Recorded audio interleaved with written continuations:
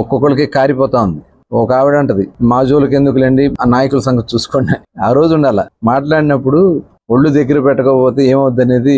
రాజ్యాంగం ఇవాళ ఏదో స్వేచ్ఛ ఇచ్చింది కానీ పిచ్చివాగుడు వాగితే తప్పకుండా ఇవి కర్మఫలం. ఇదివరకు అనేవాడు ఈ జన్మలో చేసినటువంటి పాపాలు వచ్చే జన్మలో తగులుతాయి. అంతదాకా లేదు, ఈ జన్మలో చేసింది డేస్ లోనే వచ్చేసింది. కలియుగం ఎవడికాడు ఇష్టం వచ్చినట్టు దరిద్రులందరూ బయలుదేరారు. వీళ్ళందరూ రాష్ట్రాన్ని సర్వనాశనం చేశారు. దరిద్రులందరూ ఏకమవుతారని ఉంటుంది ఆమె.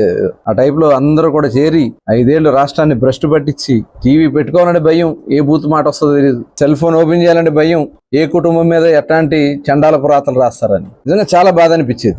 ఇంట్లో ఉన్న ఆడవాళ్ళని కూడా తీసుకొచ్చి రోడ్ల మీద పెట్టినటువంటి దుర్మార్గం. అందుకనే ఇవాళ ఆ పాపాలు శాపాలే తగులుతున్న వాళ్ళకి డెఫినెట్ గా ఎవ్వరూ తప్పించుకోలేరు. ఖచ్చితంగా అందరూ చేసినటువంటి పాపాలకి ఇంత ఇబ్బందులు పెట్టారు, ఇన్ని బాధలు పెట్టారు, మమ్మల్ని జైల్లో పెట్టించి సునకానందం పొందారు అందరూ. ఇవాళ అవన్నీ కూడా మొత్తం ప్రజల తీర్పే కాదు, చట్టం